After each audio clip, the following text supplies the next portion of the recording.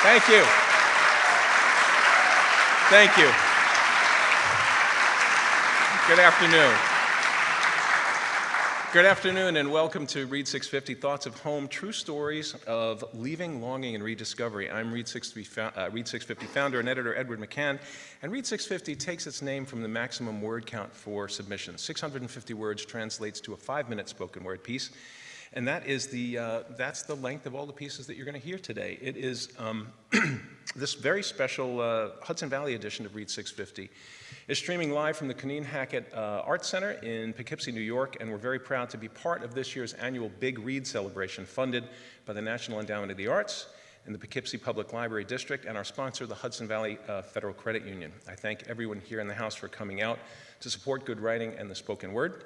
And I also thank the people beyond this theater who are watching our live stream, in addition to all of the local viewers here in the Hudson Valley and the New York tri-state area.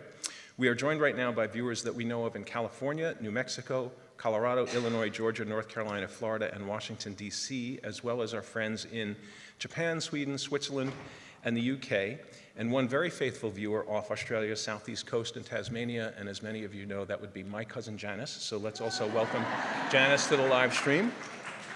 I'm so glad you're all here, and on behalf of my partner and executive producer Richard Kolath and our senior editors Stephen Lewis and David Mazzello and all the supportive folks here in Poughkeepsie, I thank you for joining us to support good writing, these good writers, and the spoken word.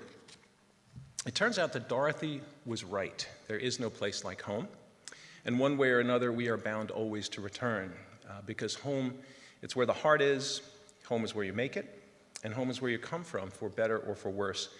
And as much an idea as it is a physical place, the home is both crib and crucible, the place we're nurtured and forged, the place we hang our hat, and the place we return again and again throughout our lives, if only in our minds. And for writers, the idea of home conjures a remarkable range of ideas, as you're going to hear in the range of personal stories that we present this afternoon, and the universal themes in these pieces will surely resonate no matter what home means to you.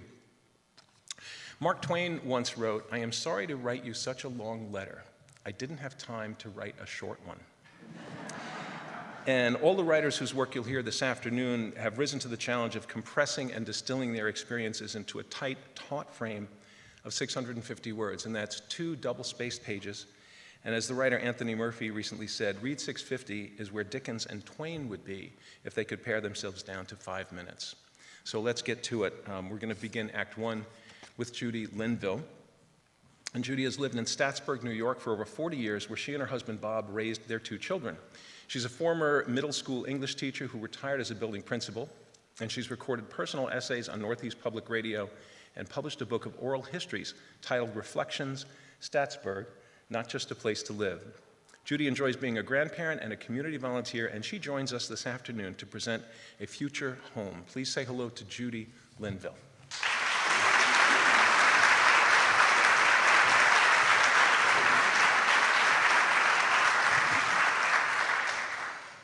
The antique postcard had a simple message scrawled in a strong hand. "This is to be my future home, Rose." Just those few words, written with a fountain pen in Palmer-style script. The R in Rose is flared and jaunty and young. In the sepia-toned photograph on the front of the postcard, the main road is a dirt strip that intrudes through the landscape like an afterthought. It's our house, our street in the hamlet of Staatsburg, New York, where we have lived for over 40 years. And our house is visible in this picture if you know just where to look. It's easy to imagine a horse and carriage moving along past the clappered church next door. Since the postcard is faded, we rely on village history to guess that it was sent in the late 1800s. The wooden buildings, placed haphazardly along the road, look like toys. And I wonder if the next time I pick up the postcard, a child will have rearranged the houses and ours will be gone. The cluster of buildings that calls itself a village looks different in the photo on Rose's postcard, of course. Now, one thing, though, is startling. Over 100 years, very few houses have disappeared. We have lost most of the majestic maple trees that once lined the street, But every house in the old photo is still here, well over 100 years later. Oh, some have sophisticated new porches, and some have additions jutting from their original wooden frames, like the splayed limbs of awkward adolescents. And we have diligently painted our homes in soft creams and colonial blues, colors that we think make them look original. But in the honest sepia postcard, we see what Rose would have seen. Houses that were all a tired, fading white, with naked windows that stare back at us like the gaping eyes on a jack-o'-lantern. They're all standing, though, those houses on my street, in that peaceful way old houses have, the way that makes them seem as though they have grown slowly up from under the ground and settled into a comfortable place on the land. Statsburg, Rose's future home, actually existed as a service community to the many great estates that lined the Hudson River in the Gilded Age. So it is very likely that Rose was an Irish immigrant brought up from New York City to work in one of the mansions. Surely, Rose had a thick brogue and a thin waist and absolutely no experience with country life. And she sent this postcard to let someone know about her new beginnings in a curious village, a place where the man who perched in one spot all day to raise and lower the railroad crossing gate would tip his hat as quickly to Rose as to her mistress. All in all, Rose would have found her future home to be a hamlet with an amazing sense of self, as it still does today. Undoubtedly, Rose scrubbed floors on her hands and knees, slept in a narrow bed on the mansion's third floor, and sent money home to her mother. She used her dancing green eyes to balance the effect of her acerbic Irish wit, and she would, over time, win the hearts of the cook and the butler. From those few words, boldly written across the front of a worn postcard, I can feel Rose yearn, in the way only the young can yearn, for the stolen moments when her dreams would drift on the Hudson, or when her lips would sweep the cheeks of the gardener's son. And I am very sure that just like me, Rose would have turned her heart over to this wistful hamlet in the faded picture on the postcard, where houses and people endure.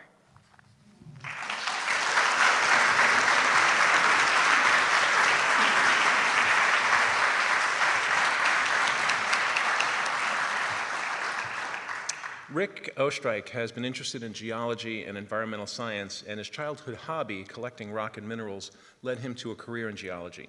He earned a PhD in geology from the University of Illinois and worked as postdoctoral faculty at Arizona State and Princeton University.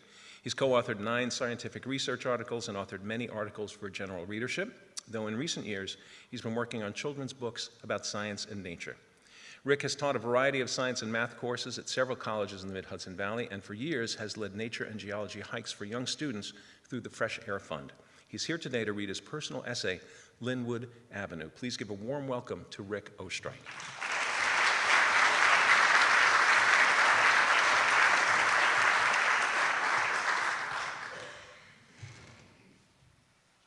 A small group of neighbors gathered to witness the violent end of my grandparents' home. We stood across Linwood Avenue on a small patch of grass near the old plum tree and watched the workers prepare. The foundation of their home was made of brown sandstone blocks, salvaged in the early days of the 20th century by my great-grandfather from an earlier version of the Dutchess County Courthouse. My earliest childhood memory is being outside that house watching adults cheer, wave American flags, and set off firecrackers. My grandfather walked over to me and asked if I knew why people were celebrating.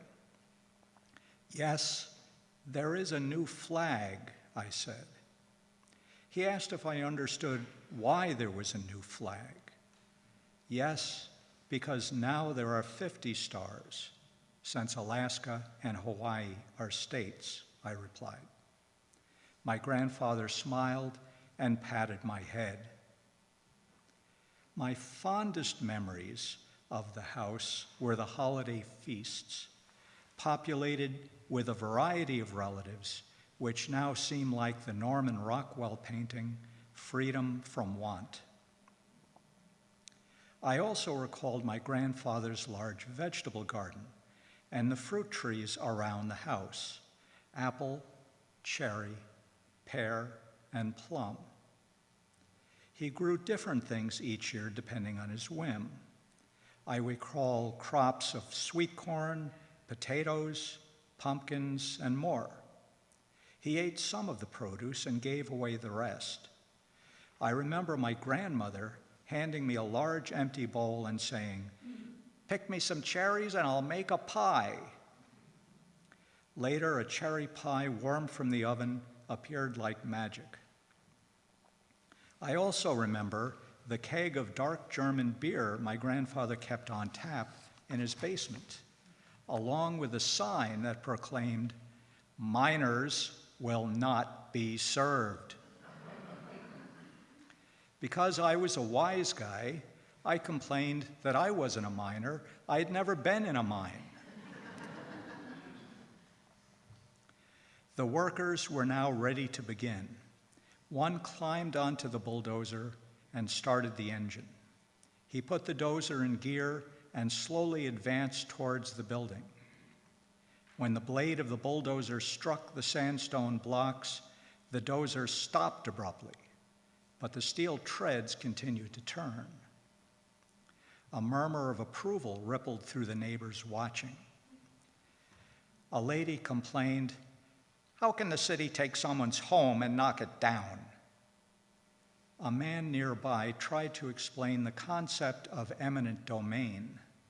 He added that the city was going to build a new road called the North-South Arterial Highway through this property. The driver conferred with the foreman. Then he slowly backed away from the building, shifted gear, and drove the bulldozer forward much faster. The building shuddered when struck, but remained undamaged. The onlookers cheered when the second attempt at demolition failed. Some speculated that larger, more powerful equipment would be needed and the house would survive at least one more day. Again, the driver spoke with the foreman.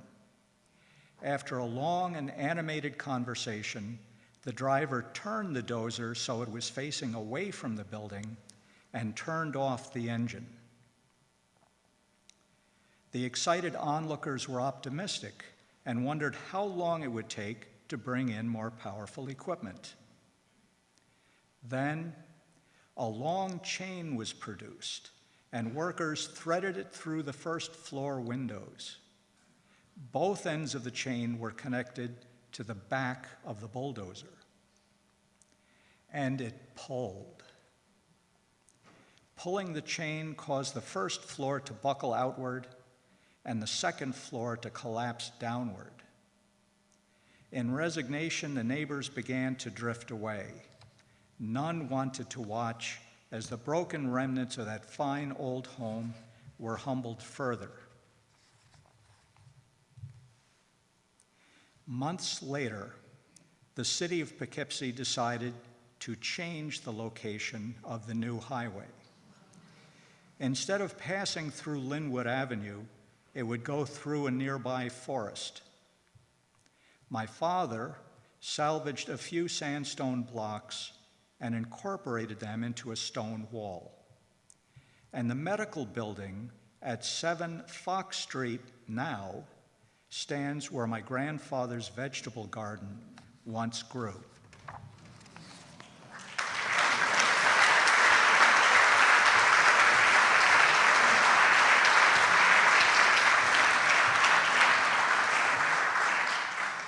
Kathy Curdo teaches at the Writing Institute at Sarah Lawrence College and at Montclair State University, and she's the author of the recently published memoir, Not for Nothing, Glimpses into a Jersey Girlhood. The many places Kathy's work has been featured include National Public Radio, the New York Times, and the essay collection, Listen to Your Mother, What She Said Then, What We're Saying Now. Kathy's a recipient of the Catherine Gerfine Writing Fellowship, the Montclair State University Engaged Teaching Fellowship, and she serves on the faculty of the Joe Papalio Writers Workshop in Cetera, Italy. Kathy lives right here in the Hudson Valley with her husband and their 4 children, and she joins us today to present Church. Please say hello to Kathy Curdo.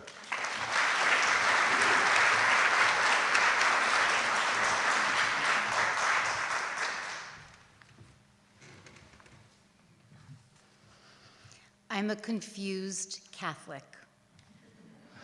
I don't go to Mass every Sunday, but try to say grace every night. 2 strands of rosary beads hang on the doorknob to my bedroom.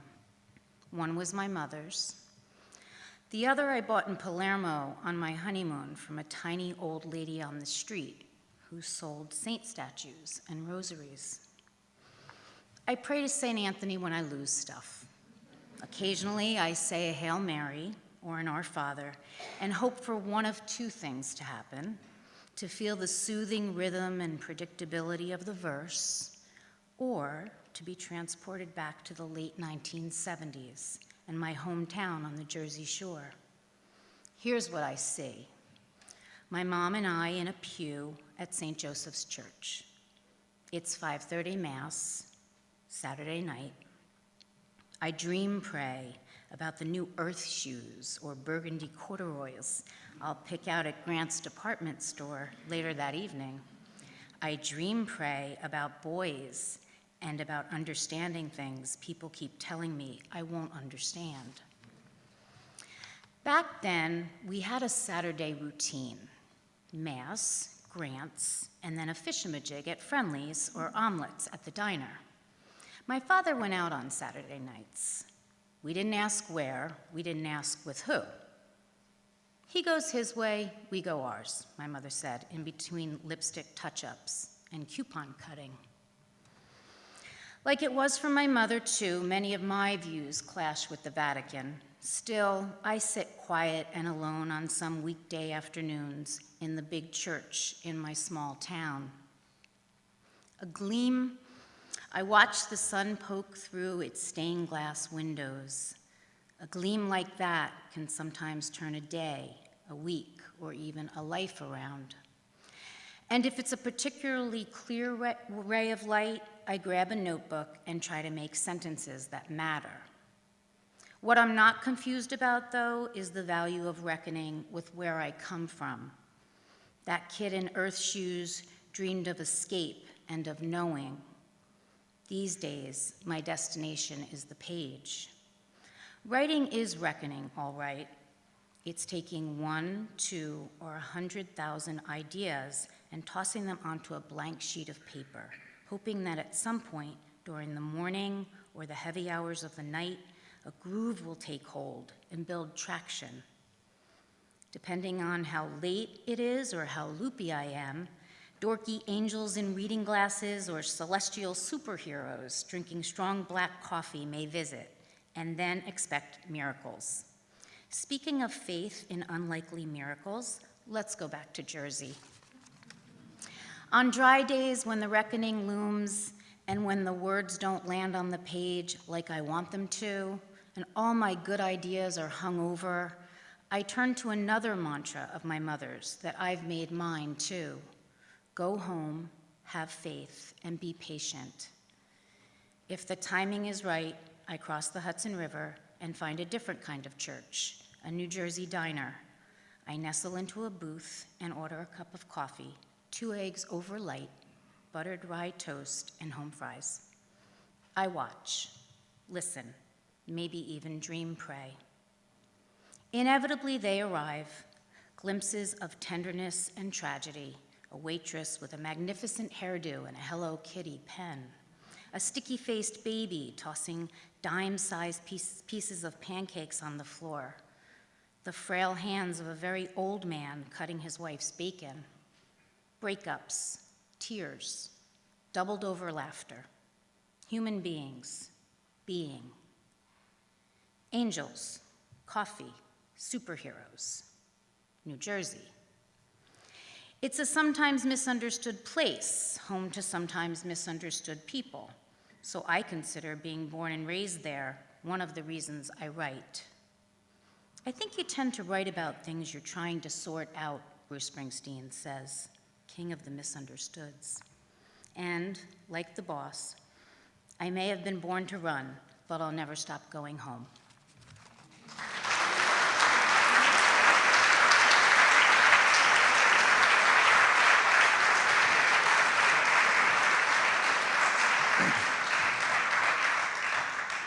David Mazzello moved to New York more than 30 years ago from Evanston, Illinois, and he's made his living as a writer and an editor ever since, beginning his career as a nonfiction book editor at Simon & Schuster and holding senior editor positions at Travel and Leisure, Art and Antiques, and Town and Country, where he was features editor.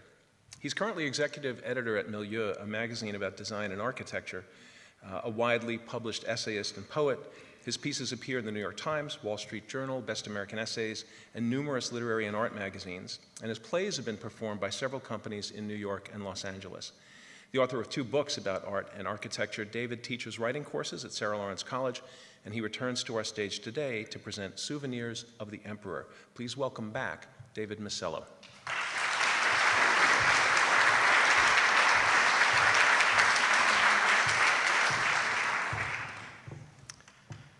Just when I knew my day as the only tourist at Hadrian's Villa near Rome was coming to an end, I decided to find a souvenir. Throughout the afternoon, amid the haunted and haunting domestic ruins of someone else's home who lived here in the 2nd century AD, I explored the complex of buildings, sending wild cats and bats scattering.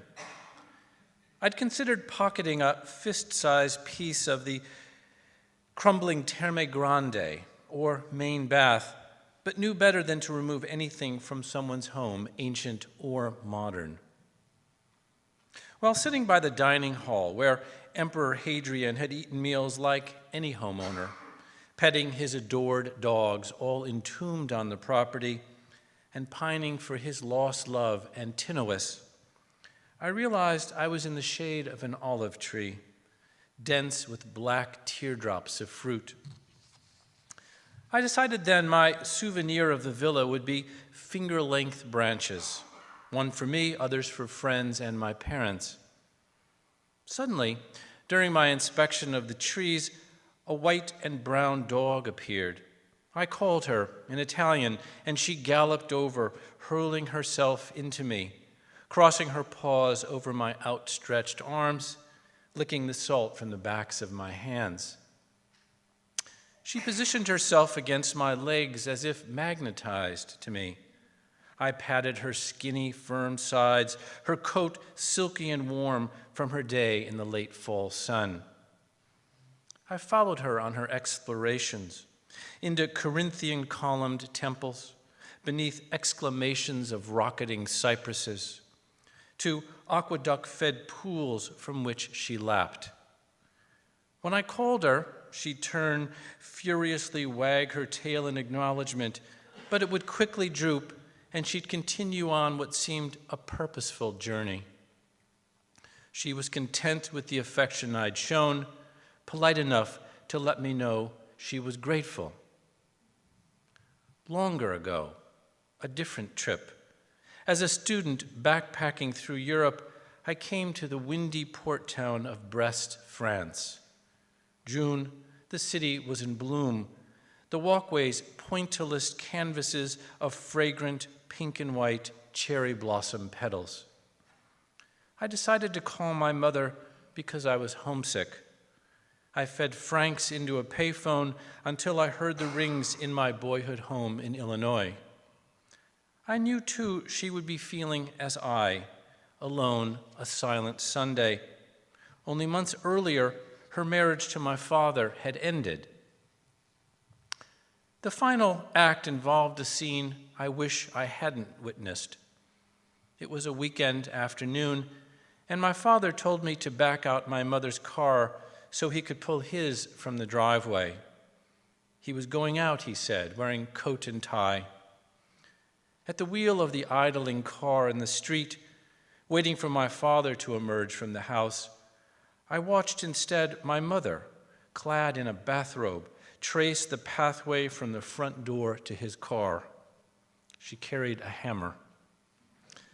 She got into his car, a new Cadillac, and in a fury of thrashings smashed every dashboard dial. Despite broken mirrors and the now useless readings, he still found his way to a new, charged life. My mother and I spoke only seconds before I'd emptied my pockets of the coins and the line went dead, but long enough to let her know where my wanderings had brought me. I scooped up a handful of the fallen petals and mailed them to her. Years later, having to empty her home, I found the now browned petal souvenirs in that same envelope, also Hadrian's olive branch.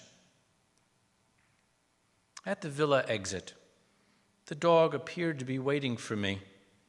Her row of teats indicated she had other duties to perform. And I wondered, too, whether distant ancestors of hers had belonged to the emperor, once roaming this very property. The wind sent acorns raining to the ground and bouncing off her back. She looked up at me, wagged her tail, then bounded off, passing the tombs of Hadrian's dogs, contorting herself through an opening in an ancient wall and out into the expanse of ruins she knew well as her home.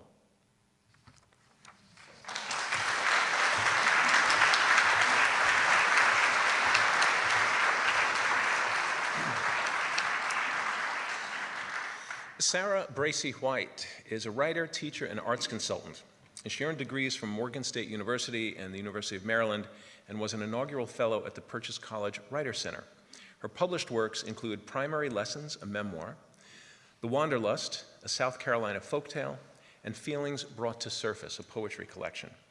Her essays have been anthologized in several collections, as well as in the New York Times, the Afro-American newspapers, and the Journal News. A frequent contributor to Read 650, Sarah and her husband live in Ossining, and she traveled here this afternoon to present Not My Home. Please say hello to Sarah Bracey White.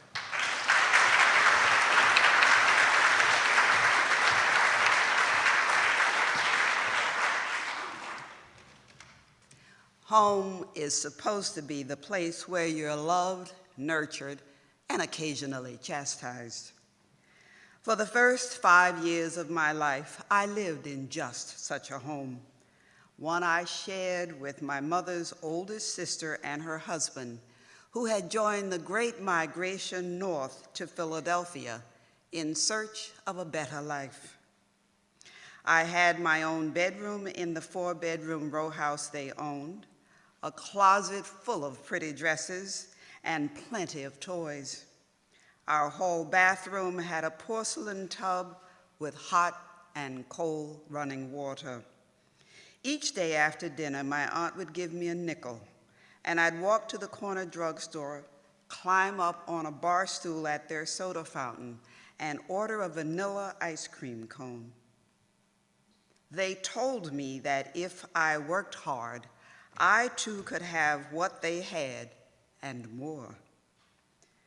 The summer of 1951, when I was 5, my schoolteacher mother dragged me back to Sumter, South Carolina, the small town where I was born and where she still lived under the stifling rules of Jim Crow segregation. She immediately set about teaching me how to survive in a segregated world, just as she had taught my 3 older sisters. Where I'd once been the cherished only child in a middle-class family, encouraged to be heard as well as seen, I was suddenly one of 5 fatherless children living in a shabby 3-room shotgun house annexed to a 1-room general store. Life was as challenging inside that home as it was outside. I shared the bedroom with my 3 sisters. Mama and my baby brother, who was born a few months after I came home, slept in the living room. My sisters seemed satisfied with our home. It was all they had ever known, but I knew better and challenged everything, from the unfamiliar neck bones, pig's feet, and field peas we ate, to the tin wash tub my sisters set up in the kitchen for our weekly baths. There was never enough money for basics, let alone ice cream cones. Physical affection was also absent in my home. After teaching school all day, Mama's energy went to enforcing rules that seemed contrary to everything I learned in school. My 7th grade civics lesson, all men are created equal, didn't mean we'd get served after waiting our turn at the department store on Main Street. My protest after the white clerk bypassed us earned a swift blow across my cheek from my mother's hand. The blow hurt less than the indignity I felt when a white woman nearby muttered, "That's right, teach that girl to stay in her place." "But that's not fair," I repeated whenever I encountered yet another limitation imposed by my skin color. "Life is not fair," my mother would answer. "Your daddy found that out the hard way. For a long time, I prayed that God would change the world I lived in, bring my daddy home, make us a real family like the ones I saw on television. When he didn't, I stopped praying." My life lessons were hard and painful, but they were learned in a close-knit colored community where adults made me strong and resilient. My segregated school became my safe haven. There, colored teachers made me believe that seeds of greatness dwelled within me. They nurtured my natural gifts and drove me to excel. "You're just as good as anyone," they told me. I read books, studied, and planned my escape back to my real home, where my aunt had told me the same thing. A few months before my high school graduation, my mother suddenly died, setting me free to leave Sumter forever. With my diploma and an acceptance letter to Baltimore's Morgan State College in my suitcase, I boarded the Silver Meteor and returned north. Forged in a fiery furnace called home, I had become strong, and I was ready to tackle the world.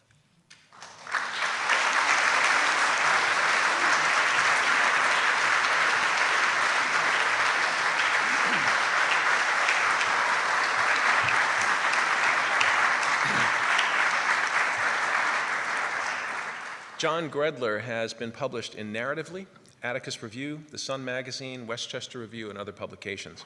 Awarded a Catherine Gerfine Writing Institute Fellowship from Sarah Lawrence College in 2014, John's another regular contributor to 650 who lives with his family in Tuckahoe, New York. Please welcome John back to the Read 650 stage today to present Ashtray. John Gredler.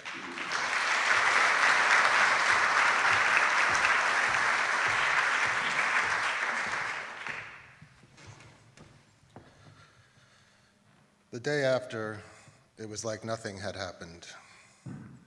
I came downstairs and saw the ashtray in its usual place on the coffee table. I looked around for signs of damage, but found none. The ashtray was heavy, translucent green glass. The sunlight coming in through the living room windows would sometimes get caught by it, refracted into a prism of colors on the wall. I liked the feel of it, its coolness and heft, the smoothness of its sides. The four of us were in bed that night. I shared a room with my younger brother. My two sisters were in their room upstairs in the attic. Our parents were outside at a block party. As I drifted off to sleep, I listened to the sounds of laughter and shouting rising in waves above the music. When I remember that night, I see it all. I see everything that happened as if a movie is playing in my head. Yet I saw none of it. I heard it all, but I did not see any of what happened. I never left my bed. Dad comes home first, slamming the front door and waking me. I hear him go to the kitchen and open the refrigerator, then the pop and hiss of a can of beer. He sits down in the living room, muttering to himself. I see him in an oversized sombrero, a thin mustache penciled on his upper lip, bandoliers crossing his chest, and 6-shooters at his side. It is a costume party, and he is dressed as a Mexican bandit. My mother comes to the front door and knocks. Dad doesn't get up. She knocks again, louder this time. John, open the door. Dad sits, not moving. He is laughing. She is now pounding on the door as my father's laughter grows. She rings the doorbell and then leans on it. The loud buzzer reverberates through the house. Dad just laughs louder. My mother is screaming for him to let her in and banging on the door with her fists. My father turns on the TV. For a while, it is quiet, except for the muted sounds of the television. Sometime later, there is a gentle knock. John, please open the door. It's very late. It's Grandpa, Dad's father. Mom must have called him from a neighbor's house. Oh, Christ, Dad mumbles as he gets up and opens the door. I see my father standing on the porch, looking at his bandito son, then down at the ground. Without saying another word, he turns and hurries down the porch steps. After he leaves, my parents start in on each other. Dad staggers upstairs as Mom continues yelling. When he gets to the top, right outside my bedroom door, he turns to see my mother at the bottom of the stairs, holding the ashtray. She is dressed as a Dutch girl, wearing a triangular hat and false braids, rouge on her cheeks. Mom surprises him by heaving the ashtray all the way up. He just manages to get out of the way as it hits the wall and thuds on the floor. Still laughing, Dad picks up the ashtray and throws it back down. It hits the floor at the bottom of the stairs, careening into the closet door.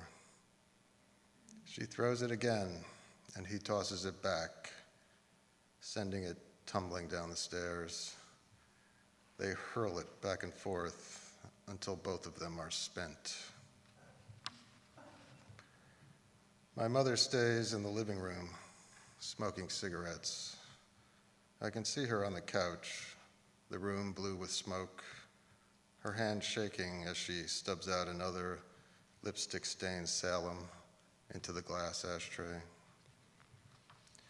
Some decades later, I asked my mother about that night.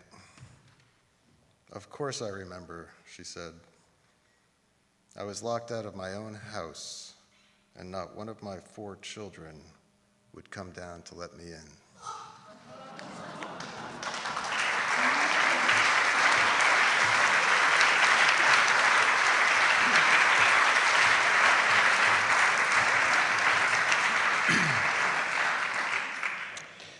Kathleen McKitty Harris is a 5th-generation native New Yorker whose work has appeared in Long Reads, Pigeonholes, Creative Nonfiction, Sonora Review, McSweeney's, and The Rumpus, among others. Her essay, A Timeline of Human Female Development, was published last year in the anthology My Body, My Words from Big Table Publishing. She's performed as a storyteller at the Moth in New York City and at the Listen to Your Mother live reading series in northern New Jersey, where she lives with her husband, 2 children, and her irredeemable dog. Please make her welcome as she presents Saul Steinberg and me, Kathleen McKitty Harris.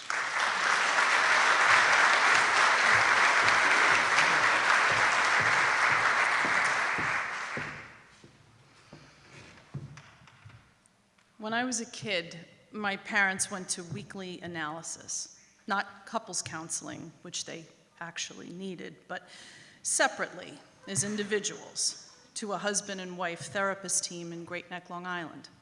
This was the 70s. Everyone was in analysis. I was an only child, and there was no one to babysit during their evening appointments, so the 3 of us drove one night a week from our Queens apartment to the therapist's office. My parents hashed out their issues while I sat alone in the waiting room, perched on an uncomfortable love seat. There was no waiting room entertainment back then for a latchkey psychoanalysis kid, so I'd usually spend my time staring at the 2 hollow core doors before me, willing myself to be silent so I could overhear their conversations and decipher the madness of our home life. The waiting room had macrame hangings on the wall and stacks of New Yorkers and New York magazines to read while enduring my weekly 50-minute wait. At each visit, I learned about Halston and Studio 54, cocaine, and Liza Minnelli. This was not a place for children. This was a place for adults with childhood issues. The therapist's waiting room had a print of Saul Steinberg's iconic 1976 New Yorker cover, View of the World from 9th Avenue, which comically depicted Manhattan as the center of the world. Each week, after tiring of listening for key words like divorce in my parents' muffled conversations, I'd stare at the emblematic drawing, comforted by the fact that my understanding of New York City and its environs was so similar to Steinberg's. I belonged to something greater than myself.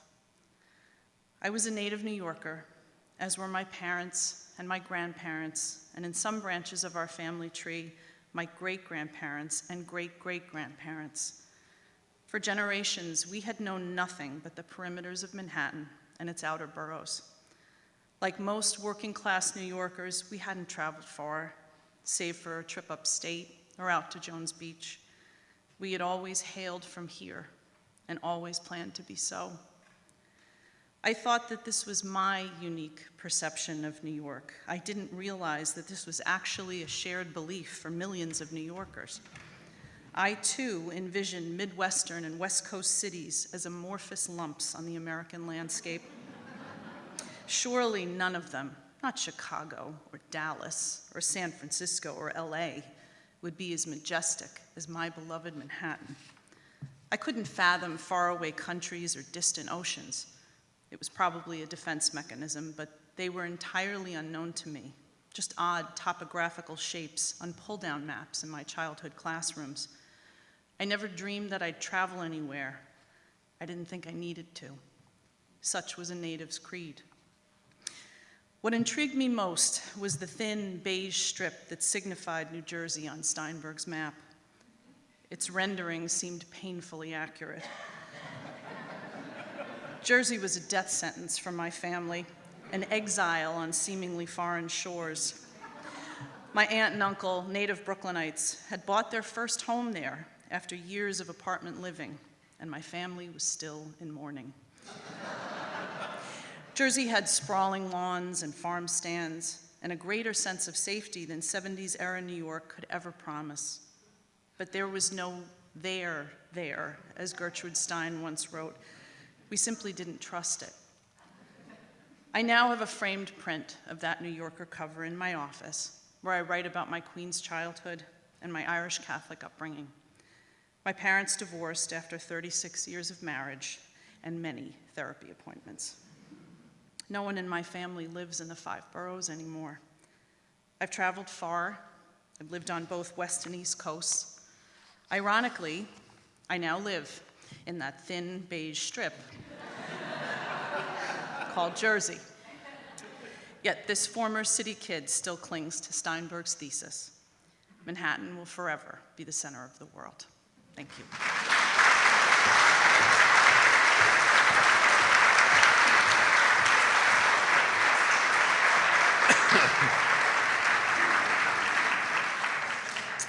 Read650 is a nonprofit literary organization with a mission to promote writers. And in a publishing environment where it's often challenging to find or to feature new voices, we take that mission very seriously, and we've created this quality platform for writers, a forum for true personal stories, told 5 minutes and 650 words at a time.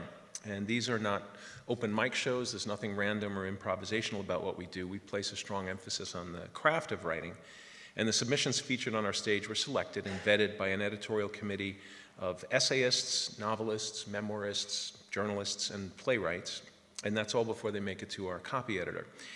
Today's event is made possible, as they say on PBS, by viewers like you. And your donation is an investment in Read650 and enables us to present this quality work in this quality way, and it supports our mission to promote writers, and we thank you. We are always working to broaden our submission pool and feature new and diverse voices. And right now, with just a few days to go until our November 1 deadline, we are still collecting submissions for the topic of gratitude, which is a broad topic with room for well-crafted personal stories that touch on any aspect of thankfulness. And we are presenting gratitude with support from Carnegie Hall at an event at 2:30 Saturday afternoon, January 4th, at the New York Library for the Performing Arts at Lincoln Center. And I just said Read650, Carnegie Hall, and Lincoln Center all in the same sentence, which is kind of remarkable. We'll be publishing an anthology of the selected submissions that will be available at that event and on Amazon, and those details and dates of other upcoming submission topics are in your programs and on our website at read650.org. So I ask that you please follow us on social media and share your email address during the reception so that we can stay in touch with a periodic newsletter. We won't bombard you with emails, but I would like for you to know quarterly what we're doing. So please do stay in touch. And if you're thinking about contributing on any of our upcoming topics, I say stop thinking and start writing, because we would love to hear from you. We're going to pause here for a brief, short break of about 20 minutes, but please stay with us because we've got more great storytelling coming up in Act 2.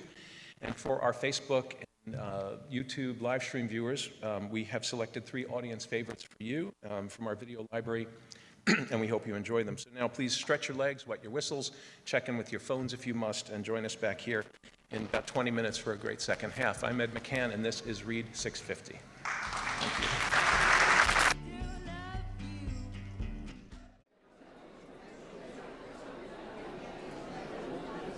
We'll return with the second half of Read650's live show after this brief intermission.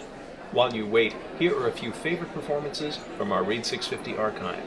We hope you enjoy them, and we hope you'll stay with us.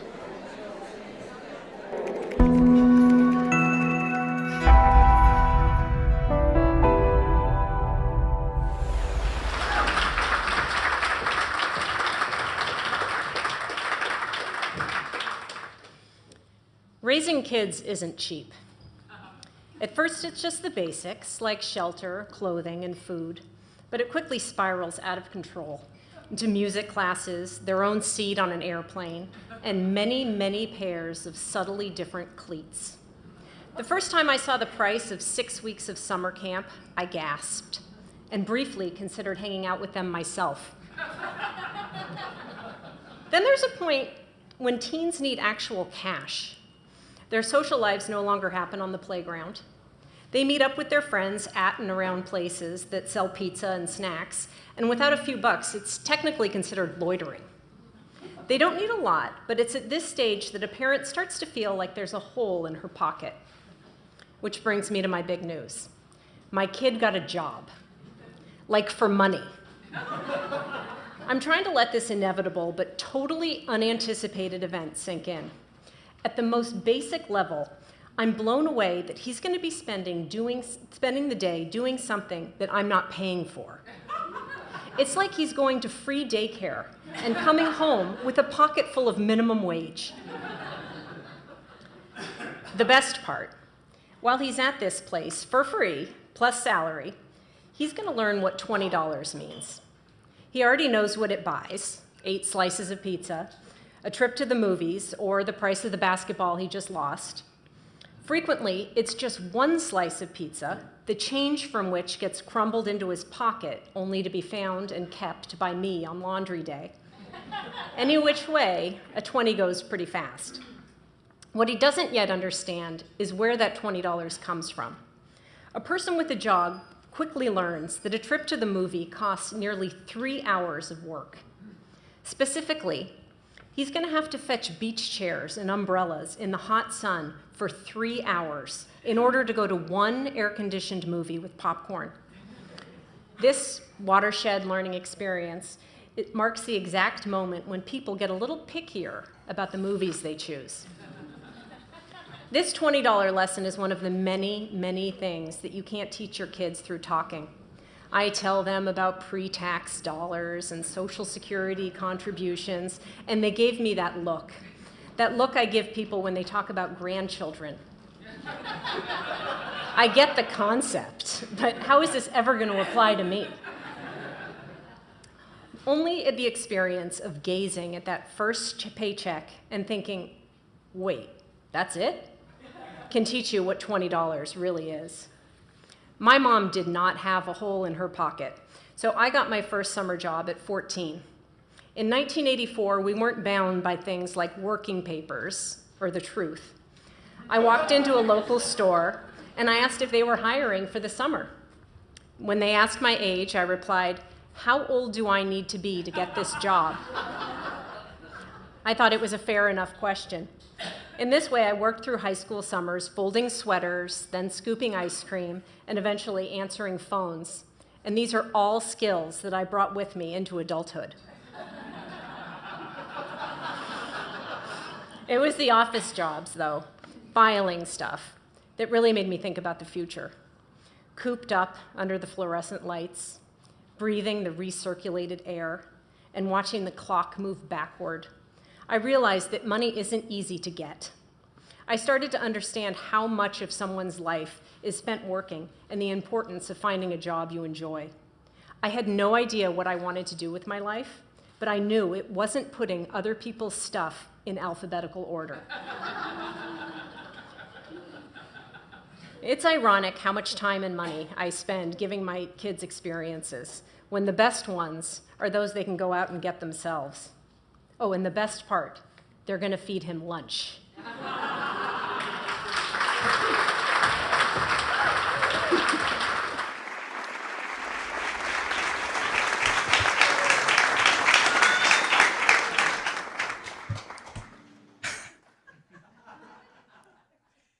If you walked down the basement stairs of my Aunt Evelyn and Uncle Lot's house and turned right past the tool cave, you'd step into a room of enchantment. Its dimensions were 20 by 30, maybe, and it was windowless. On the wall to the right was a framed question. What baseball score do these pictures illustrate? Below was a triptych depicting 1, a bottle of scotch emptying its final drop, 2, a bare-breasted lady, and 3, a toilet. You lifted up a piece of paper for the answer. Last of the 5th, 2 out, nobody on. 12-year-old me found this clever.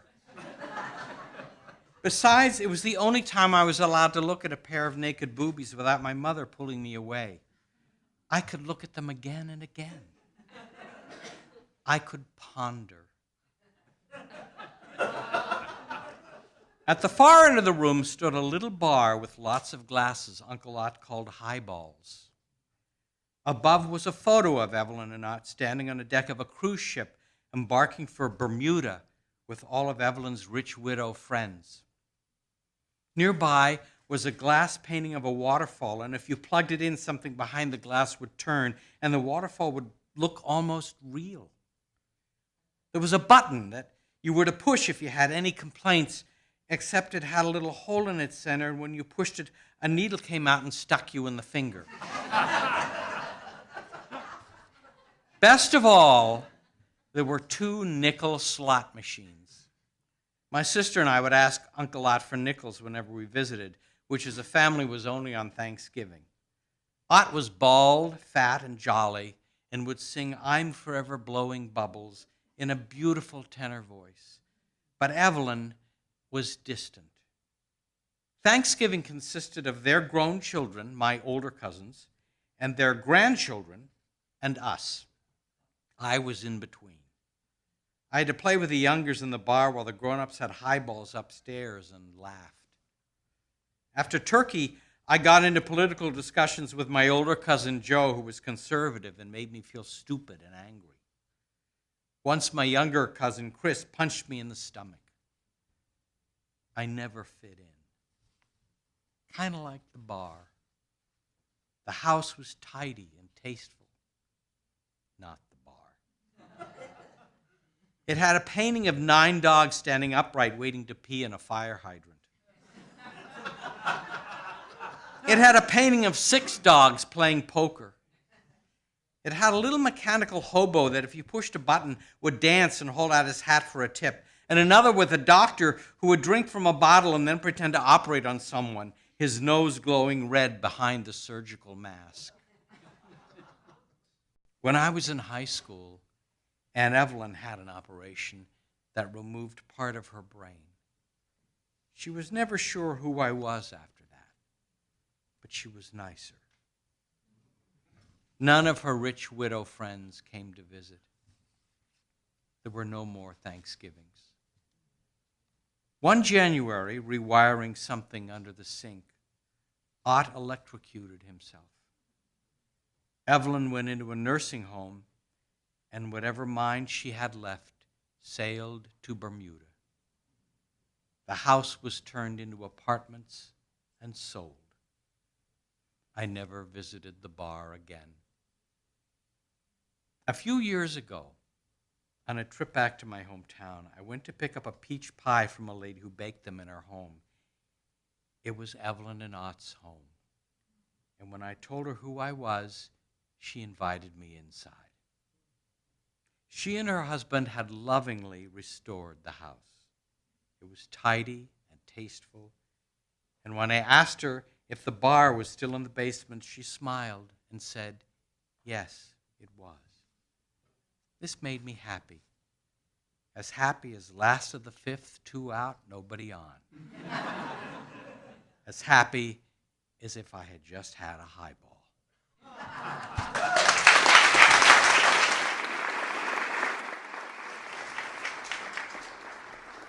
Growing up in 1950s Iowa, my sister Beverly, 7 years older, was my de facto mother.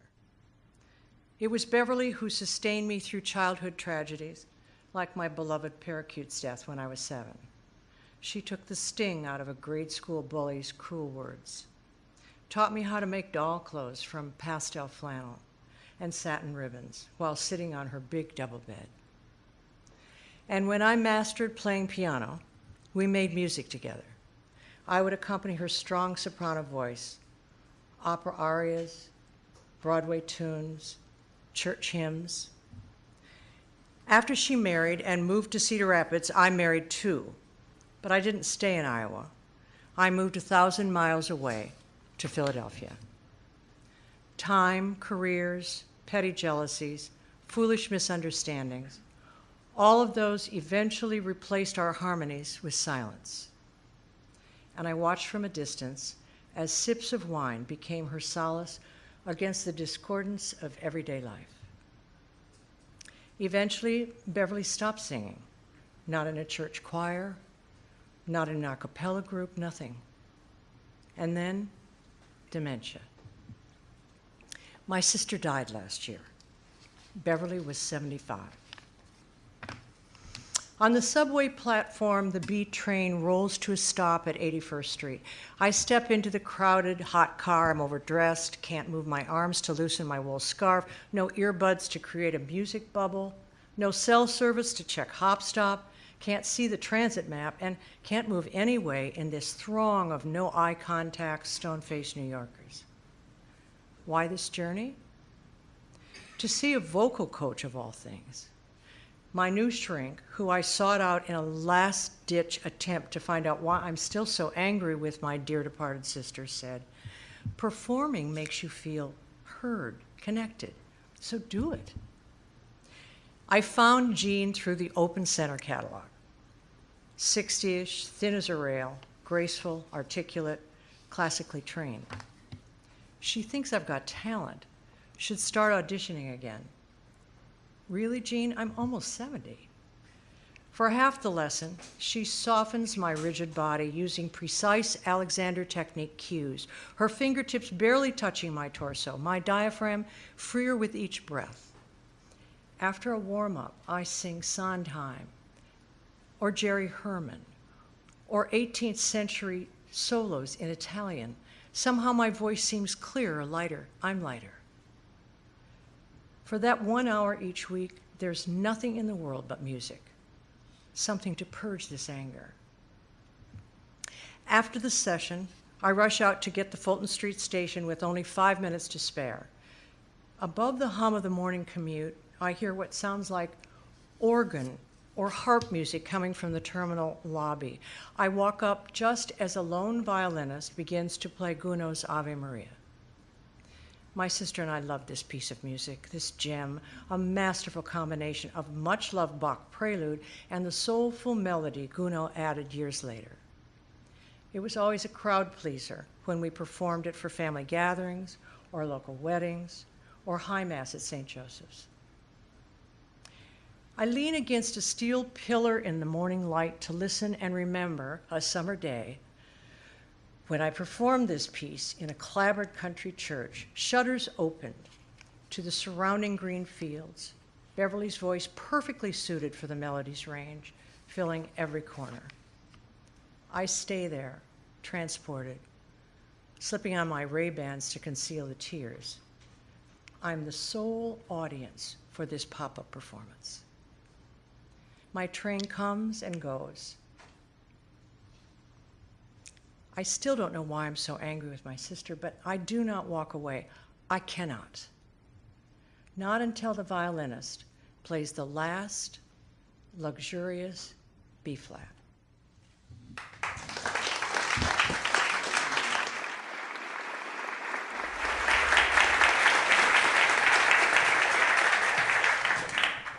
December 1970, a small town in Minnesota. The snow's piled high, the temperature's low. Dusk falls early on Main Street.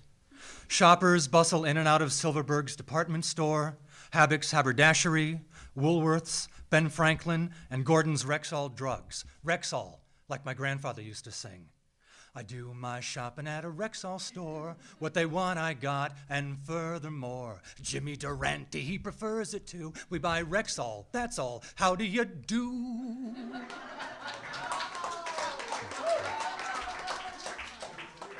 December 1970. Spirits are high, hearts are light, toes are frozen. Everyone's looking forward to Christmas. Everyone but me. I'm 7 years old, and given the season, I should be ecstatic, but I'm not. I'm worried. I'm deeply worried. I'm going to be replaced. How do I know this? It's very simple. I've been told as much. One day, my Aunt Shirley said, "A new boy is coming to live with us on Christmas."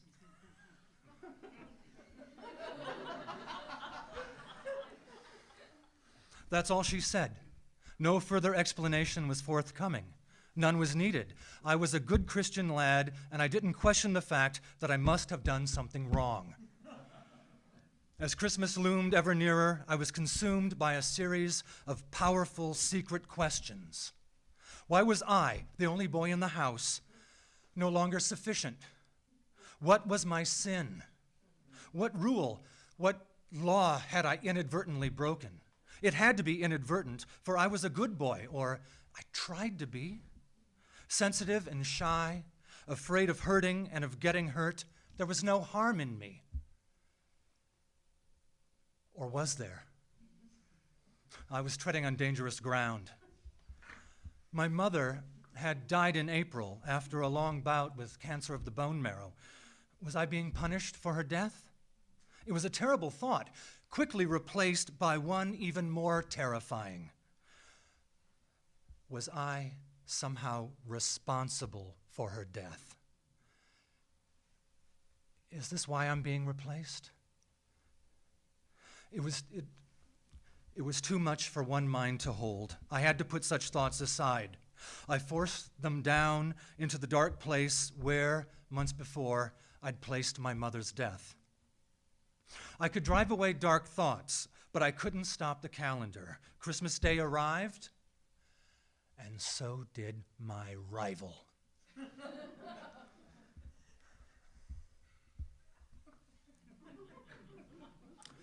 About 10 in the morning, a car turned onto McMillan Street and rolled up the driveway to the back door of our house.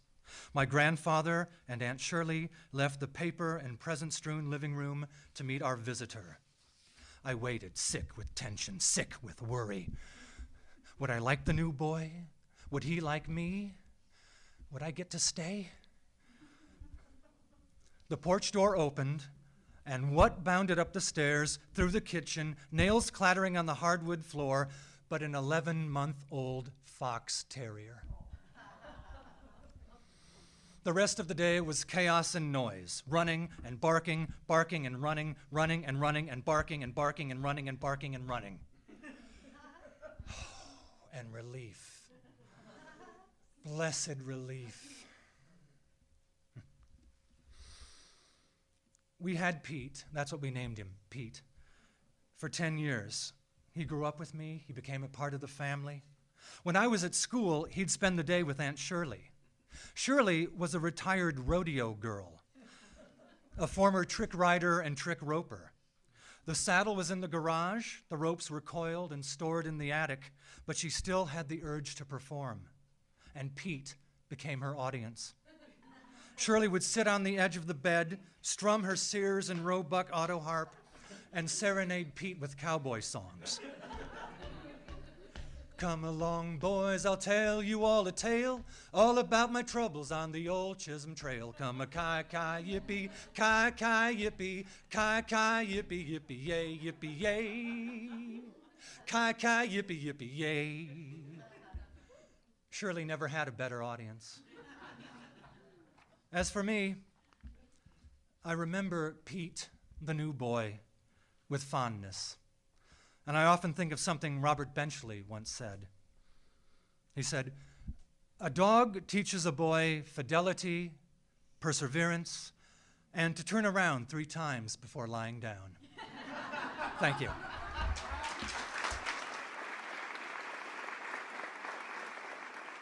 We now return to the second half of Read 650's live show.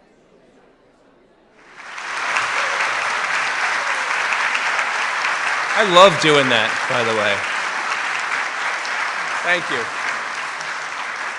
Welcome back to our second half, and if you're joining us live on Facebook or YouTube, this is Read 650. I'm Ed McCann, and today's show, Thoughts of Home, is coming to you live from New York's Hudson River Valley. And before we bring up our next writer, I want to acknowledge a few of the people and organizations who've helped make this afternoon possible. First, our thanks to Jewel Ratzlaff and the Poughkeepsie Public Library District for inviting us to participate in this year's Big Read.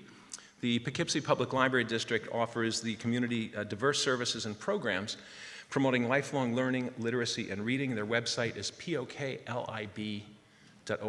poklib.org. We thank the National Endowment for the Arts, an independent federal agency whose funding and support gives Americans the opportunity to participate in the arts, including an event like this one. The NEA helps us exercise our imagination and develop our creative capacities, and you can learn more at arts.gov. We thank Andrew Bergreen and the board of the Cunneen-Hackett Arts Center for opening its beautiful theater to Read 650. The Cunneen-Hackett Arts Center is, their mission is to meet the artistic and educational needs of the Hudson Valley by showcasing professional and community artists in the theater, music, and visual arts. And you can learn more at Cunneen-Hackett.org. We're especially grateful for the financial support from today's sponsor, the Hudson Valley Federal Credit Union, which is a community-based financial cooperative committed to strengthening the quality of life for its members, friends, families, and neighbors in the Hudson Valley, hvcu.org. And finally, we appreciate the talents of our videographer, Kevin O'Connor, for audio engineer Jesse Chasen, to our production assistant, Carrie Pattison, to the members of the editorial committee who read and vet all the work, and it's a lot, and you know who you are. And a very big thank you to nonprofits consultant Susan Ragusa, who is here in the house today, and she is so very helpful in steering and guiding our fledgling nonprofit. And if anyone in the house is involved in any way with a nonprofit organization, you should meet Susan at the reception, and I'll be happy to introduce you. Please join me in giving them all their very own round of applause.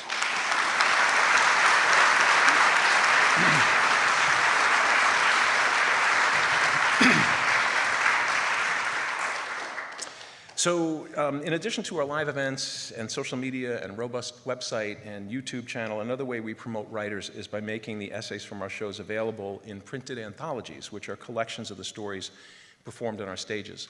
They sell on Amazon for $10 each, but following today's show, you can purchase any 3 for $20. And to our live stream viewers, I'm sorry, that's a perk of being in the house. You got to be here to get that deal. But we now have 24 titles to choose from, including the collection of the work you're hearing today. Others like What We Ate, Siblings, The Great Outdoors, Love and Marriage. We've got quite a lot that you will see during the reception, and I hope that you will stick around for the reception. We have a lovely event planned. But these works, they are, along with your donation, the sales of these books helps fund what we do, and I'm just so proud of them and what they look like and the quality of the work they contain. They're just beautifully designed. They make great gifts. I have a friend in California who says that when he gets a new edition, that he just plows through one after the other like he's gorging on a bag of chips. And I have a friend in Illinois who says that she keeps it on her nightstand and she savors them one at a time each night like a box of chocolates. So you've got both poles there. So with a bag of chips, box of chocolates, whatever your pleasure. But so while you're sipping wine and chatting with the writers and each other following the show, please consider purchase of some of these books to support our mission. You can always learn more at read650.org. And now back to our show. We begin Act 2 with Tamara Grusko, who is a lifelong writer who enjoys crafting essays, memoir, and opinion pieces. An immigrant who completed a law degree in Argentina before coming to the U.S. with her husband and 2 young daughters. She's worked as an English-Spanish translator and interpreter and recently retired to devote more time to her writing. She writes, Vamos a pasear. She's going to tell you that again. Vamos a pasear, a monthly column for La Voz magazine, an independent publication based at Bard College, and she recently joined La Voz with Marielle Fiori as a columnist on Radio Kingston, and she takes the Read 650 stage for the first time today to present Uprooted. Please welcome Tamara Grusko.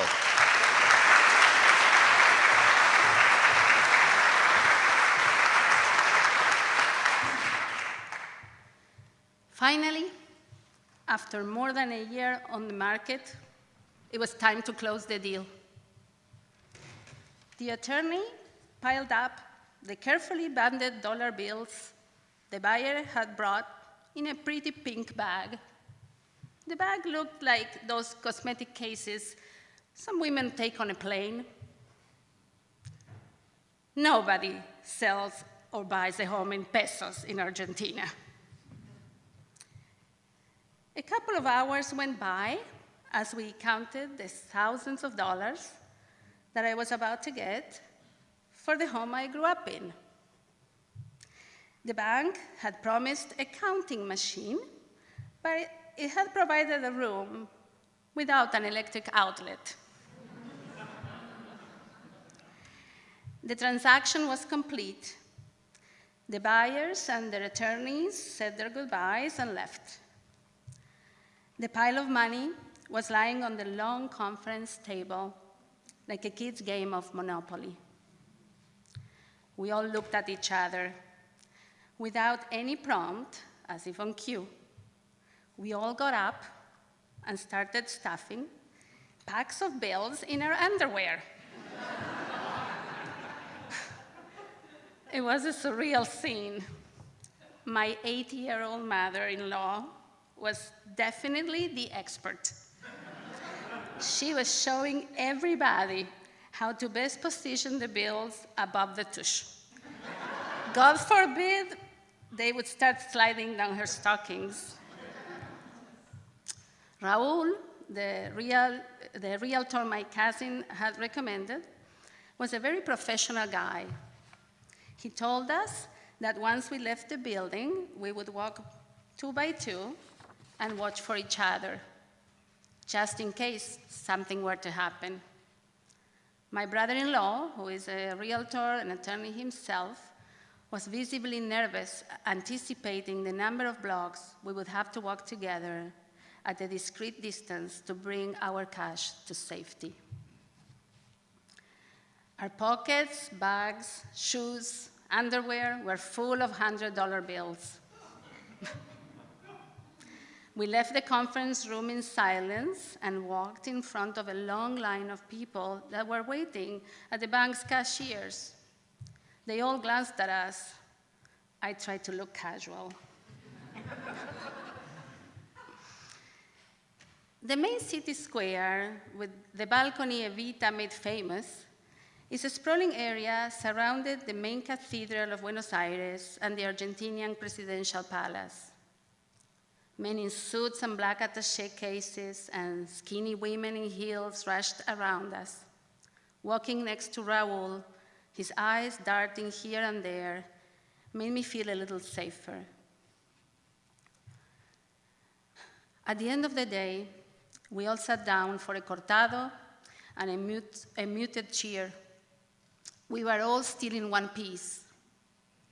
I had relied on all those machinations and all these people to sell an apartment that I loved. I was a character in a heist, except there was no heist. A US citizen, firmly attached to the rule of law, who had left Argentina precisely because I couldn't stand this way of life. I had closed a painful chapter. I had disposed of the home of my father's dreams, Argentinian style. The truck carrying the shipping container sat in my driveway. 2 young guys started unloading the 66 boxes that the international movers in Buenos Aires had carefully packed under my watch.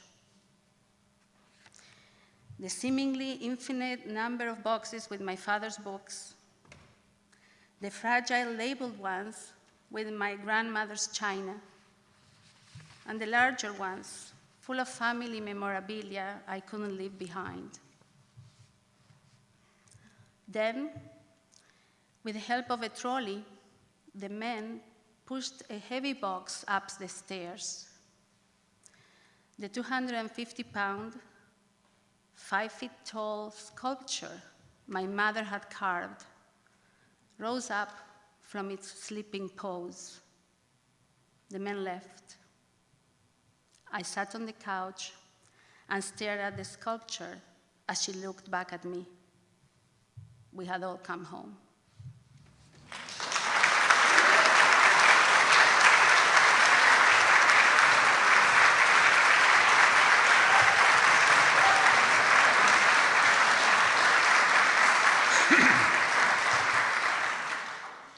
As an internationally known countertenor for 4 decades, Drew Minter sang leading roles in the opera houses of Brussels, Toulouse, Boston, Washington, Santa Fe, Glimmerglass, and others, performing with many of the world's foremost Baroque orchestras and making over 70 recordings. Since becoming a senior lecturer at Vassar College in 1999, Drew directs much opera, often in his own poetic English translations. He teaches workshops in the singing and acting of opera. He's written more than 100 reviews and critical pieces for Opera News and Oxford Journals, and he is variously hard and soft at work on 2 books about singing. Drew returns to our stage today to read You Are My Home. Please say hello to Drew Minter.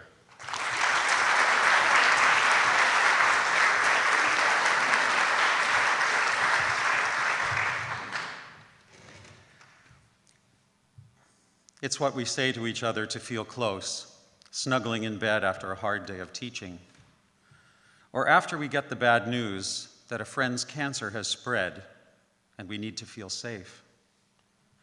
Or when one of us returns from a trip and we want to feel reunited. When we chose gold wedding rings to replace the silver ones bought on St. Mark's Place for $10 in the early days of our infatuation, 17 years before our marriage, it's what we had etched on the inside of them. You are my home. I grew up in a suburb with 2 working parents in Washington, D.C. Home meant fighting about politics when my liberal eldest sister and her boyfriend came for Sunday pot roast and potatoes. Home meant listening to my parents swap thoughts on the neighbors every evening as they downed their scotches and bourbons while I wolfed my supper ahead of them. Home meant sharing Thanksgiving and other holiday meals with 3 other families for years. In short, home meant meal times. In my 30s, I became a successful singer, on the road about 2/3 of the year. Home became a series of apartments in New York and Washington where I could park myself on a sofa between gigs. I'd arrive back, root around for a stack of books, bake a sheet of chocolate chip cookies, and set about reading other people's stories for days on end before boarding the next airplane. I met my husband, James, the same way I met my previous 2 partners, singing an opera, this one at the Brooklyn Academy of Music. I was having a terrible time, and not my first, struggling with a director who hadn't any more regard for me than I had for him, trying to believe in what I was being asked to do on stage. Why did I still put myself through this torture? During rehearsals, I kept to myself, talking to almost nobody besides one long, familiar, and cherished colleague who helped me to keep some perspective. James and I locked eyes over the shrimp canapes at the cast party after our final performance. I had already belted down several reassuring cocktails, but looking into his brown eyes sobered me right up and then intoxicated me all over again. We talked nonstop for a couple of hours before I had to leave. The next day, I was departing for Germany to sing, my suitcase already packed. James accompanied me as far as the Park Place subway station. We didn't kiss. We just looked longingly at each other as my train pulled out. Upon my return, the stack of mail in the foyer included a postcard with James's phone number. If you're ever in Boston, ... I picked up the phone and dialed. I'm so happy you wrote me. I'll be in Boston tomorrow to hear my friend Lorraine sing. I have an extra ticket. Would you like to accompany me? I didn't have an extra ticket yet, but when he said yes, I called Lorraine and got one. It wasn't long before James moved in with me in New York, and shortly thereafter, I spent almost 2 months away in Germany again. Having an international relationship before text or email meant synchronizing clocks. I'll call before I leave for rehearsal. That's 3 a.m. your time, okay? When I got home, James said, I don't think this is going to work for me. But I responded without a beat. I've had it with living out of a suitcase. You are my home now. I had 2 more opera contacts to fulfill. I became an educator and sometime director. A series of improbable apartments led to a house in a small town in the Hudson Valley, 2 cats, and beloved gardens. And I realized the most important thing of my life, he really was my home.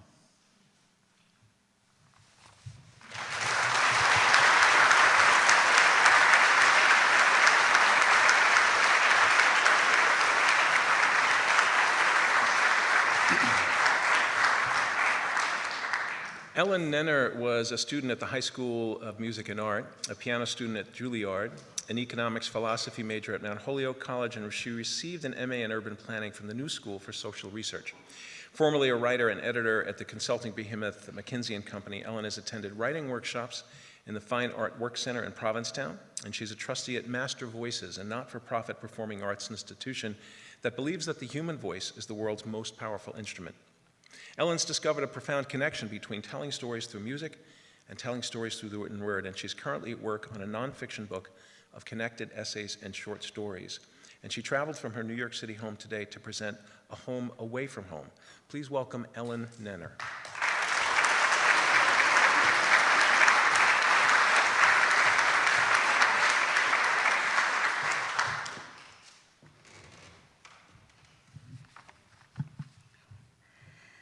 There is very little furniture in my room on the second floor of the Lighthouse Inn. A chest of drawers topped with a crocheted doily, a rocking chair, a small side table, a standing lamp. Each piece has been lovingly preserved. The side table is adorned with delicate floral carvings. The four-poster bed is positioned opposite the bay window, whose lace curtains are tied back to reveal a garden outside. Its four tapered posts serve to shore up the flowered chintz tester strung across the top. Plush pillows rest against the upholstered headboard, and a pale blue comforter acts as a bedspread. For 5 weeks, the Lighthouse Inn in New London has been my home. Overlooking Long Island Sound, surrounded by acres of wildflowers, it is a place one might choose for a brief getaway from life's meanness. Instead, it is life's meanness that brings me here. On the drive back to New York after vacationing on Cape Cod, my husband suffered a ruptured colon. An ambulance took him to Lawrence Hospital in New London, where he underwent emergency surgery. I am a stranger here. Ray's ICU nurse, Irene, has befriended me. Your husband's going to be here for a while. The Radisson is tacky. Stay at the Lighthouse Inn. For more than a month, my life is circumscribed by a small section of New London. The inn sits at the far end of a picture-perfect residential neighborhood. Most of the homes are Victorian, painted in soft pastel hues, many with large wraparound porches. The route to the hospital takes me past the houses onto a stretch of road with small businesses on either side. A small salt box has been converted into a cafe. People sit outside under brightly colored umbrellas, enjoying their morning coffee and local newspaper. I breakfast every day at Kathy's Kitchen. When the weather precludes al fresco dining, I sit at the counter alongside my new acquaintances. I model their good morning as I sit down and have a good day as I rise to leave. After a week, the waitress routinely brings me coffee and a toasted blueberry muffin as soon as I'm seated. I follow the cafe's unspoken rule and offer my newspaper to the person on the stool to my left or right when I finish reading. No one asks my name or why I am there. My daily appearance establishes me as one among the community of diners. I arrive at the ICU at 7 every morning and leave at 6. Driving home, I am depressed or hopeful, depending upon the doctor's words. In my bedroom, I undress and lie on top of the comforter, letting my body sink into its soft welcome. As the cool evening air blows in from the bay window, I draw the comforter tightly around myself. I am in a cocoon, snug and warm and protected. If the weather is mild, I have a glass of wine on the patio overlooking the garden before dinner. I eat at 7:30 in the pub rather than the formal dining room. Dark wood paneling mimics the exclusive clubbiness of a traditional English pub. Ornate brass chandeliers hang from the ceiling, throwing a yellow glow over the room. The aromas of warm ale and fried fish impregnate the air. I sit at the smallest table. Its little lamp provides barely enough light to read the menu. I gladly fade into the dark walls. A glass of Pinot Noir and today's special, please, I tell the waiter. Time passes. People and noise pass through. I yearn to be upstairs, to find the little niceties the evening chambermaid provides, a wrapped piece of chocolate, and a single flower laid atop the plumped pillows, the sky blue comforter folded, the smooth sheet and soft blanket turned down, the four-poster bed hugs the wall. When I climb into it, I feel anchored and almost peaceful. I feel almost at home.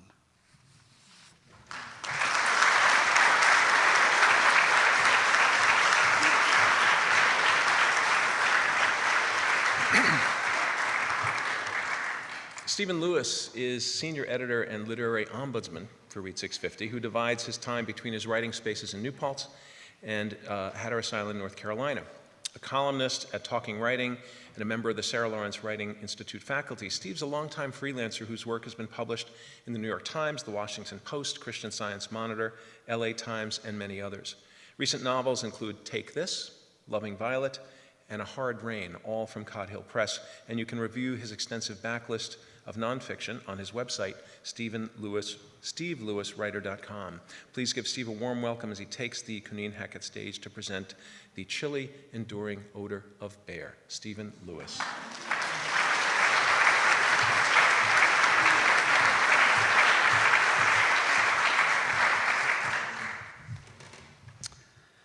As near back as the last century, this big backyard still seemed rather harmless and bucolic. Here in the shade of the Shawangunk Mountains, we lounged in the hammock with crickets, peepers, birds chirping, wild turkeys gobbling, deer nibbling grass, the occasional garter snake slithering under the wheelbarrow. A wholly benign landscape to laud over our friends in the big, dangerous cities. But then, perhaps as an omen of things to come in a world growing tamer and wilder each day, our pastoral summer idyls began to be pierced by howling coyotes, fisher cats, shrieking like little girls, that terrible, beyond thinking yelp of bunnies caught in some carnivore's incisors. And then the first bear, a 400-pound male, lumbered across the backyard as if he owned it. In practical terms, I know that bears are less a threat to limb and life than the occasional rattler slithering down from the rocks, or the copperheads under fallen trees, or lime ticks. But for those whose connection to the natural world ends with the Discovery Channel, please know that a black bear standing 7 feet tall, reaching for birdseed or berries, is a daunting, jaw-dropping sight.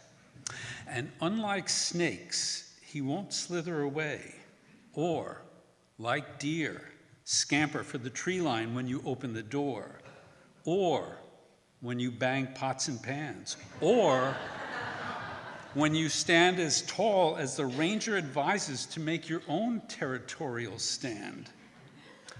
Like the most arrogant of overgrown, muscularly arrogant inhabitants of your nightmares, he won't even flinch. If you're not food, you don't exist. If you are, best to stay inside. Indeed, we sometimes find ourselves trapped in the house, noses pressed to the glass, pondering the seismic shift that has occurred in the way we regard our time in the woods. I am a teacher and a writer, so half of each day I work inside this civilized oasis of cinder block and wooden joists, double-paneled glass and fiberglass insulation, sheetrock and art on the walls. This gash of an intrusion into the forest. To some degree, the work that I do is to use the tools of civilization to get myself back to the primitive wordless understanding of what it means to walk upon this earth, and then try to translate it into narratives told in a pitch that humans can hear. If I don't get back into the forest, I know the work will be flat and uninteresting. Writers who write without an understanding of what lies beyond the intimate tree line might as well be writing Saturday to-do lists, which is precisely what I do after the bears return each spring from their caves around Bonnecue Crag. Bear-proof the garbage bin, check. Elevate and reinforce the posts that hold the bird feeders, check. Bring in the feeders each night, check. Let the dogs out whenever the grandchildren are playing in the backyard, check. Figure out how to protect the goldfish in the small pond from becoming hors d'oeuvres, check. Hang the hot dogs and marshmallows from high branches when we camp out back near the stream, check. Lock the doors before we go to sleep each night. Living in this narrow ecological DMZ, where the sounds of natural selection punctuate our nightly dreams, I now know that this house is nothing more than a fallen tree, that the lawn is merely a clearing full of food and danger for all who enter there, that we share the gurgling stream with creatures who, after all these millennia, still don't accept the notion of our dominion, that the weekend work I do to keep the animals out must be abandoned Monday morning when I must invite them back in. Thank you.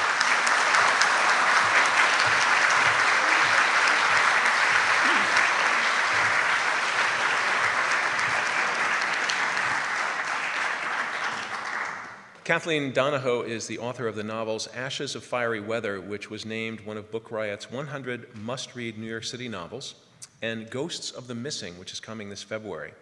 Her stories and essays have appeared in Web Conjunctions, Harper Pallet, Irish America Magazine, and the anthology The Writing Irish of New York. A graduate of Marist College, she grew up in Brooklyn, where she lives now with her husband and her son, and today she presents Brooklyn Writers. Please give a warm welcome to Kathleen Donahoe.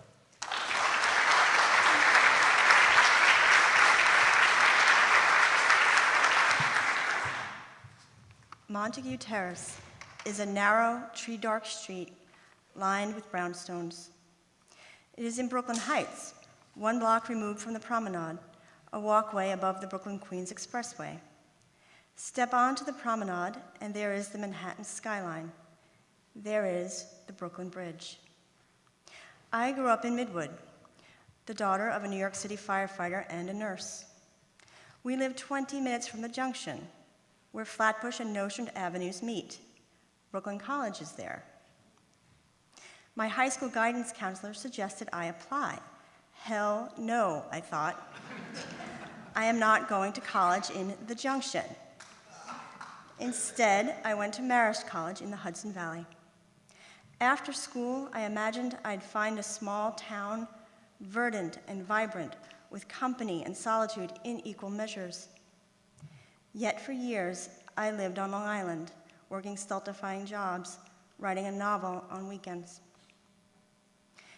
Then I read an article about writers flocking to Park Slope. What an odd joke. Moving to Brooklyn on purpose? But it was true. It was a thing.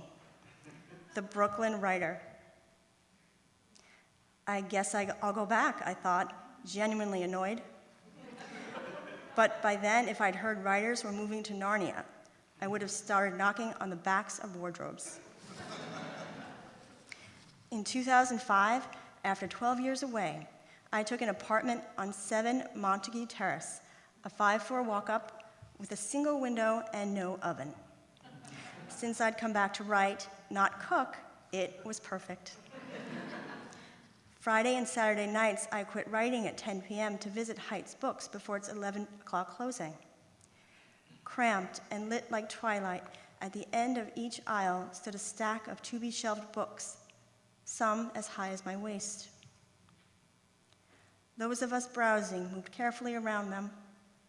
Book lovers turned nimble as dancers, breathing in the sense of dust and paper. Late one cloudy autumn afternoon, I went to the CVS on the corner of Love Lane, where Sarah Debevoise, a beauty with many suitors, had lived a century ago. I was nearly home when the downpour began, and I dashed beneath the scaffolding on the corner of Pierpont Street.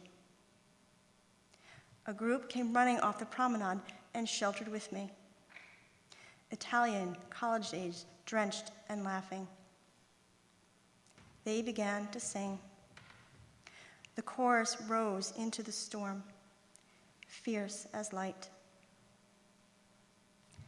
During my time on Montague Terrace, I ran every evening after work when I should have been at this reading or that one, out mingling with the borough's bustling literary community, forging the connections I'd returned to find. But turns out I didn't come back to Brooklyn to find my voice. It is my voice. I began my jog on the promenade.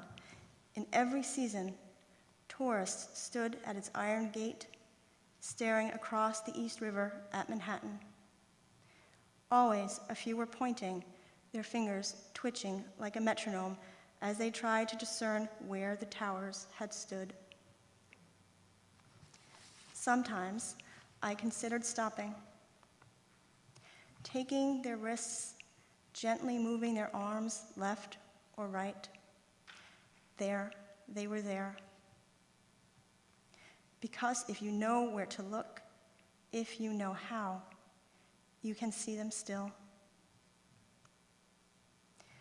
But I kept going, down the length of the promenade, through Cadman Park, then under the overpass, up the stone stairs, and on to the Brooklyn Bridge.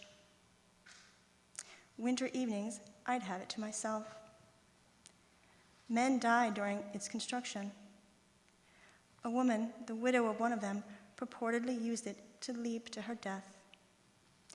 In 1883, 12 people were crushed in a stampede caused by a rumor that it was about to collapse. And don't forget the living who fled the city on a blue and yellow Tuesday morning, turned to ash. Is the bridge haunted? I don't know. This is what I know. If Brooklyn is the borough of churches, then the bridge is its cathedral. The bridge is most beautiful at dusk. The bridge cannot save everyone. The bridge will always be the way home.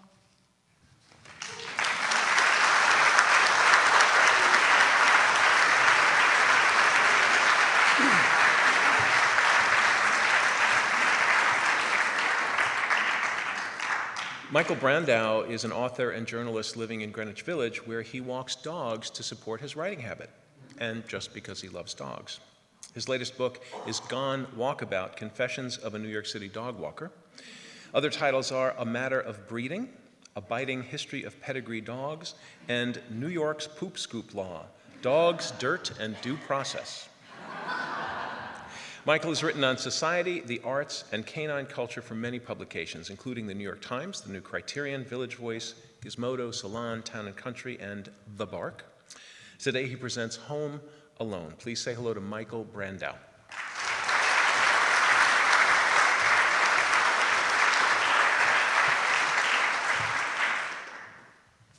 Working as a dog walker in New York, I was entering an apartment where only the dog, home alone and standing her ground, was around. Gracie, the 200-pound Rottweiler, was not expecting company, and her growling amplified as I inserted the second key into the bottom lock and turned. Locks can be quirky. Years of negotiating my way into funky old apartments have given me a knack for jiggling a key just right, rattling the door with the other hand to align the mechanism, finishing with a smooth, unbroken turn of the wrist that's taken years to perfect. I have so many locks to conquer each day, as many on the same door as the New Yorker is paranoid enough to install. that I'm bound to get a few that don't cooperate in the first try. They stick stubbornly on hot and humid dog days of August, though Gracie's owner didn't really need locks. I pitied the burglar who tried to break into her home. A hair-raising howl erupted as the door, slowly opening as though driven by some spirit, approached the point of no return, but stopped halfway, wedged into the crooked frame of that very old apartment building. I couldn't tell if I was perspiring from the torrid summer heat or from fear when I heard that fateful click and was invited to enter at my own risk. This happens in dilapidated and sinking structures where everything's askew and making me feel even less in control of a situation. A blast of icy air hit my sweaty face as I reached my left hand inside, a firm grip on the doorknob with the right to prevent a wider opening, then leaned awkwardly to grope for the survival kit I was promised. A giant milk-bone dog biscuit was strapped to the wall with duct tape. I grabbed it, the only thing dear Gracie I'd been told would consider in such negotiations. Rather than accept the biscuit and take a walk like a good girl, Gracie had other ideas. She stepped backward into the apartment, the dry hardwood floor finish worn bare from years of passing paws, moaning under her weight. I followed her into one of those bizarre New York kitchens many of us still have. This barrel of a beast practically filling the tiny space, doubling, actually tripling as a kitchen, dining room, and bathroom. A tub at the center of the room had a sheet of plywood on top, covered with a tablecloth, and flanked by two unmatched chairs. The floors were severely slanted, as were shelves and counters. There didn't seem to be a single right angle in this place where doors opened by themselves, then stopped halfway. A disorienting stage set for some German expressionist film, lines going off at all angles. Also typical of this vintage New York kitchen was the fact that nothing was hidden. Unlike the newly refurbished spaces, gutted and upscaled with shiny, flush surfaces and nothing utilitarian in sight, a dish rag and fly swatter hung unapologetically from crude rusty nails on a wall cracked and distressed with no designer's help.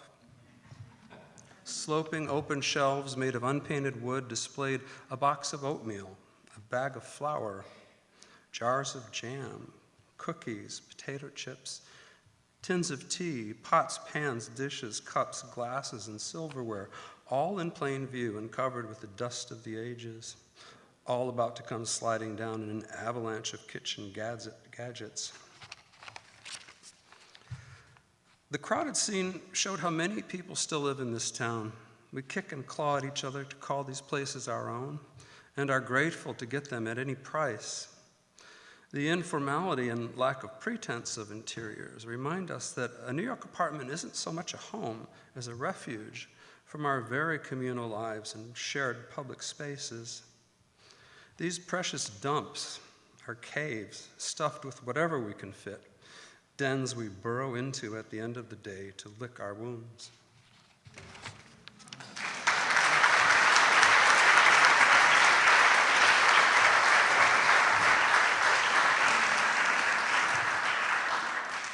Lauren Kopchik is a communications and member engagement coordinator for a nonprofit association based in New York City.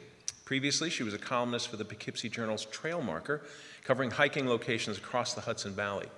A Poughkeepsie native, Lauren enjoys exploring all the region has to offer and recording those adventures through writing and photography. And she closes today's show with Old Porch, New Memories. Please give a very warm Hudson Valley welcome to Lauren Kopchik.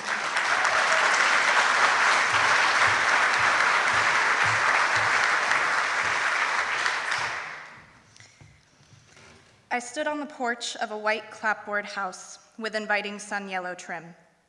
6 or 7 years ago, I would have done anything to get out of this town. Now, I was ready to do just about anything to get back in, including respond to a Craigslist ad. It took a relatively short time to get to this point, but the years between leaving home and returning had been so long that I felt like a ghost returning to a former life. I'd spent 4 fantastic years at a small college in Vermont. Then my ambition and a journalism degree led me to New York City. It was there, in my lonely, cockroach-infested apartment in Washington Heights, that I decided I really needed to go home. After only 2 years in Manhattan, I was ready to return to the Hudson Valley. I spent a year in Beacon before the increasing prices, decreasing parking spaces, and floods of weekend tourists sent me even further up the Hudson line. I ended up right back in Wappingers Falls, the same sleepy village where my mother grew up and where I spent most of my time as a kid. This porch reminds me of my grandparents' old house on the other side of the village, I told John, the homeowner. My father, who would come along to help with my apartment hunt, added, "Maybe you knew her grandparents, the Bakkes. We used to go over there for dinner several nights a week." "Bakke," John said. "Of course, Attilia Bakke." I smiled. That was my grandmother. "Mrs. Bakke came here the day we moved in," John continued.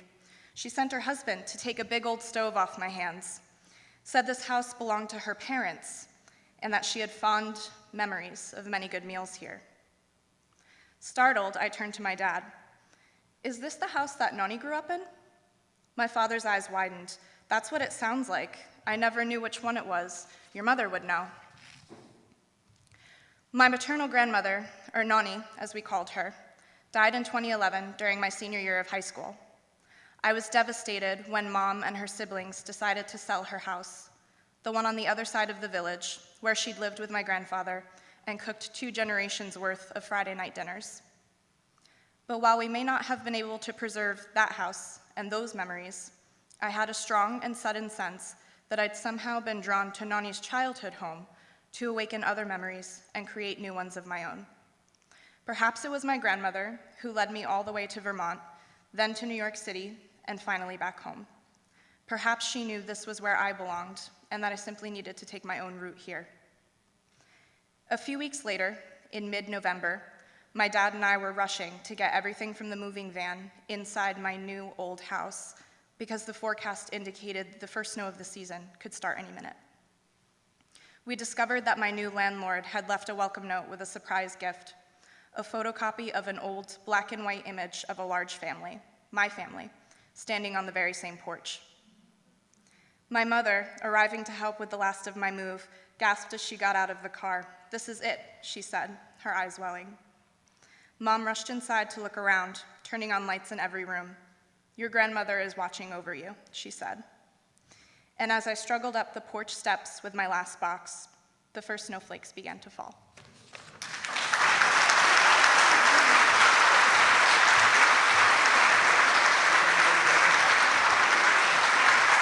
Can I have all the writers join me? All the writers?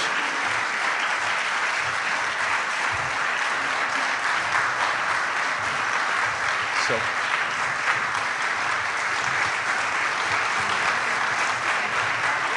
well, spread them out. Spread them out. Yep. So we are. Thank you. Thank you. So before we totally wrap this up, I just want to say, that I am just filled with such gratitude that you're all here today and that we have this opportunity together to express what it is that we're passionate about.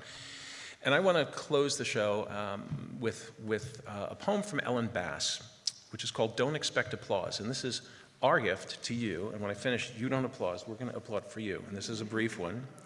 Ellen Bass, "Don't expect applause. And yet, wouldn't it be welcome at the end of each ordinary day? The audience could be small, the theater modest. Folding chairs in a church basement would do. Just a short, earnest burst of applause that you got up that morning and one way or another made it through the day. You soaked up in the steaming shower, drank your Starbucks in the car, and let the guy with the Windex wipe your windshield during the long red light at Broad Street. Or maybe you were that guy, not daring to light up while you stood there because everyone's so down on smoke these days. Or you kissed your wife as she hurried out the door, even though you were pretty sure she was meeting her lover at the Flamingo Motel. Even though you wanted to grab her by a hank of her sleek hair. Maybe your son's in jail. Your daughter's stopped eating. And your husband's still dead this morning, just like he was yesterday and the day before that. And yet, You put on your shoes and take a walk, and when a neighbor says good morning, you say good morning back. Would a round of applause be amiss? Even if you weren't good, if you yelled at your kid, poisoned the ants, drank too much, and said that really stupid thing you promised yourself you wouldn't say, even if you don't deserve it.